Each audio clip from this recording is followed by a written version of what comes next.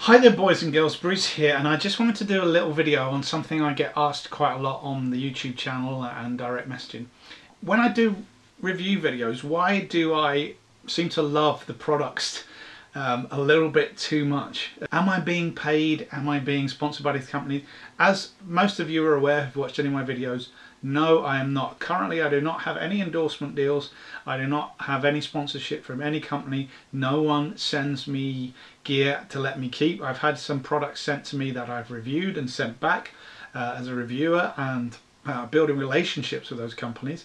I pride myself on being 100 as well, let's say as objective as I can with the gear, not being subjective. And a lot of this comes from my background in acoustics and science and engineering, where objectivity is what counts. Subjectivity is something we try and do with, and obviously this is a massive problem on the internet.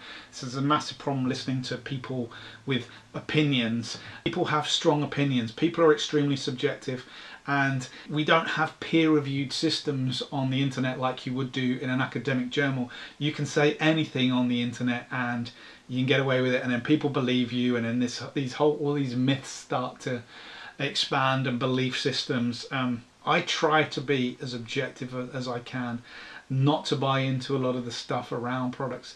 At the end of the day, a lot of this stuff, it's wood vibrating. I can show you the maths. I can show you how it all works, what circuits are doing what, how they affect your sound, your tone. But when you see pedal A and pedal B, there's so much else at play. It's what you've heard on the internet. It's the brand associations that you have. It's psychoacoustics. What it boils down into the end. It's your own psychology.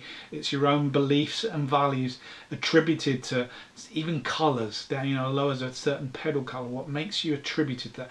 The guitar players that you love, the things that you love, whether you like Pepsi or Coke. This goes so deep. But what I try to do is be objective and bring you my experiences, because that's all I can do, of using the products. And when I have products, I tend to take them out gigging. I gig quite a lot, so I put things through the gigging paces. I try wherever possible to use them in studio context when I'm recording library music and tracks for my albums. Obviously there's some of my own bias in these reviews, but I try to, or at least I try to play devil's advocate in my own head, which is a nightmare. You've got two voices like, why do you really like this?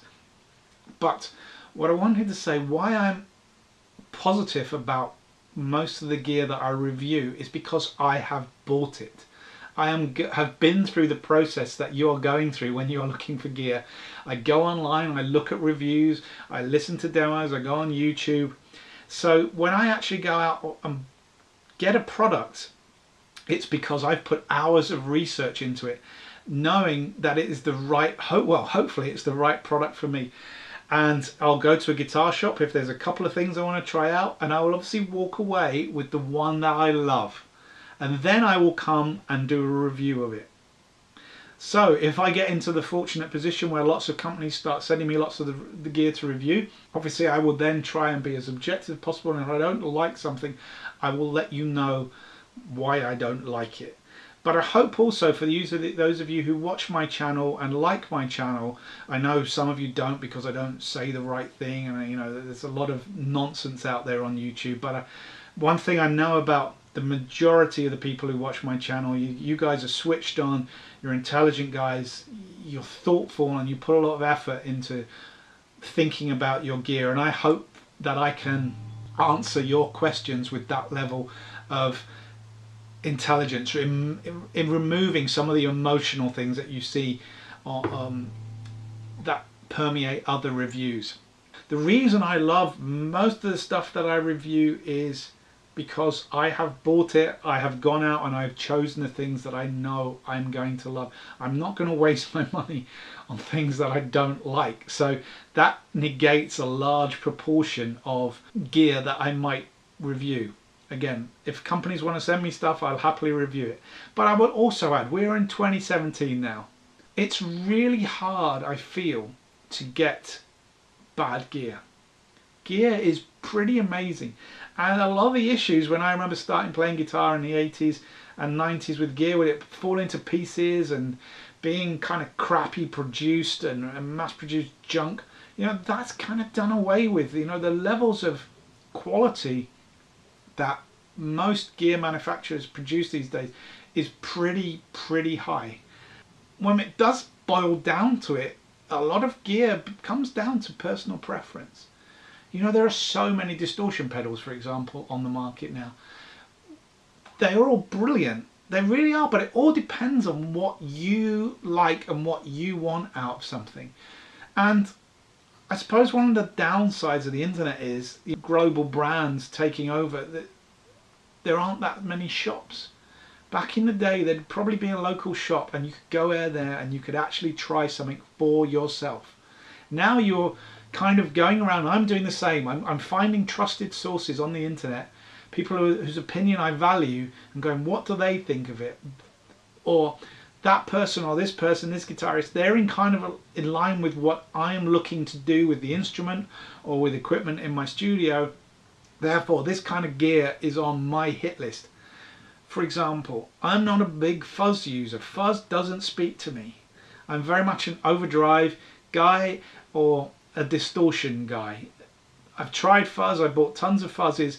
Now for me to review a fuzz pedal, I can do that objectively, but at the same time, I know personally I'm not going to like it, so therefore I'm not going to buy one, or it's very unlikely that I'm going to buy one. Therefore the pedal doesn't really speak to me, but I can be objective about the quality of all the construction, things like that.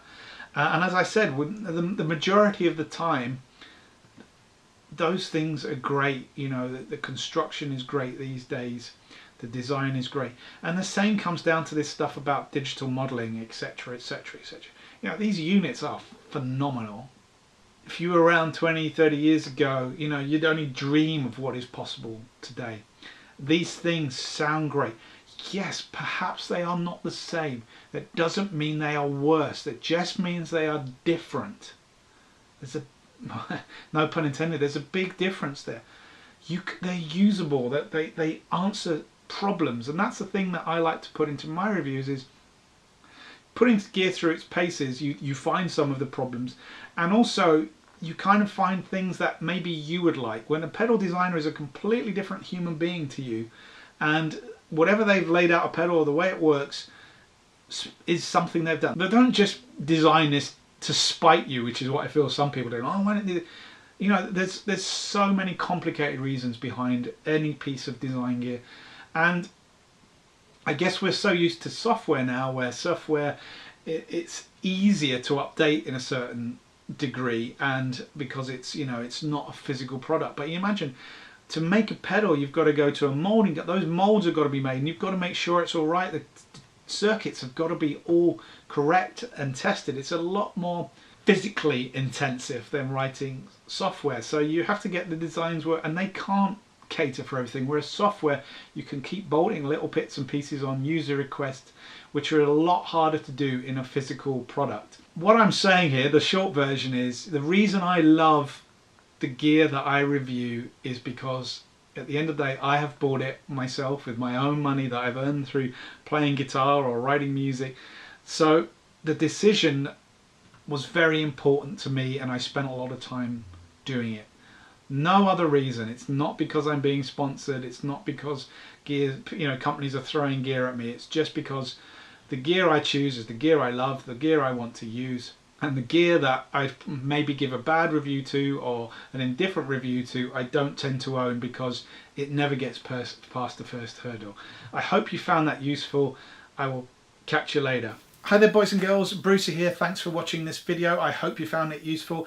If you're a guitar player, please do check out my Guitar Creativity book. You can see a link here.